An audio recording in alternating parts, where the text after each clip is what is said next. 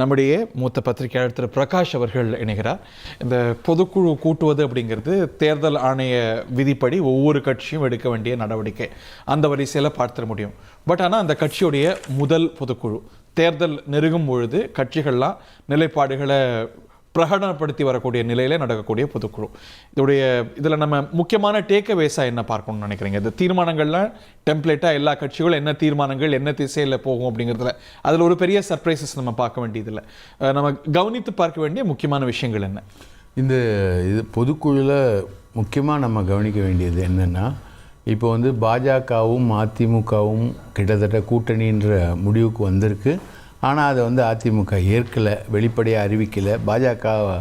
பாஜக தலைவர் அமித்ஷா அவரோட ட்வீட்டில் தேசிய ஜனநாயக கூட்டணி அரசு அமையும் அப்படின்றது அறிவிச்சிருக்கார்.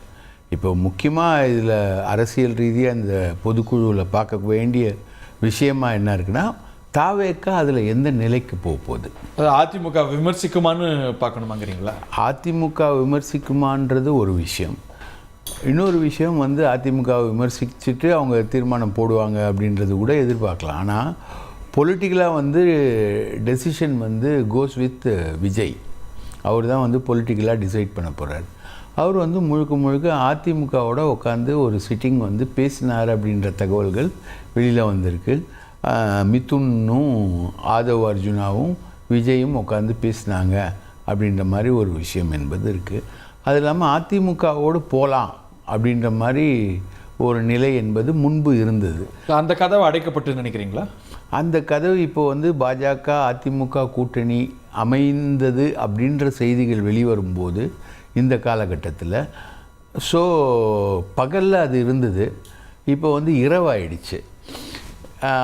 ஒரு காலநிலை மாற்றம் என்பது நடந்திருக்கு. இந்த காலநிலை பஸ் பாஸ்ட்னு பார்க்கலாம். ஏன்னா பிரசாந்த் கிஷோர் அறிவிச்சார் தனித்து தான் போட்டி அப்படின்னு.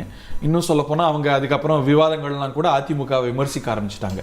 ஸோ அதிமுக கூட்டணி வாய்ப்பு அப்படிங்கிறது இல்லை. ஸோ அடுத்த கட்டத்தை நோக்கி தான் இந்த அறிவிப்பு, பேச்சு, அணுகுமுறை அதெல்லாம் இருக்குன்னு பார்க்கலாம். அதான் சார், பாஜகவை சாதாரணமாக இடப்பட முடியாது சார்.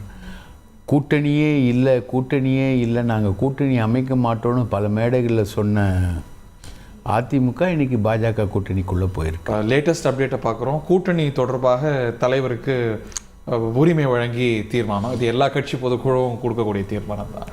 ஆனால் கூட ஒரு கூட்டணி குறித்த தீர்மானங்கள் பாஜகவுடைய ஒரு த்ரெட்டனிங் விஷயந்தான் அதிமுகவை கிட்டத்தட்ட அமித்ஷாவை போய் பார்க்க வச்சது. அதுக்கப்புறம் நடந்த டெவலப்மெண்ட்லாம்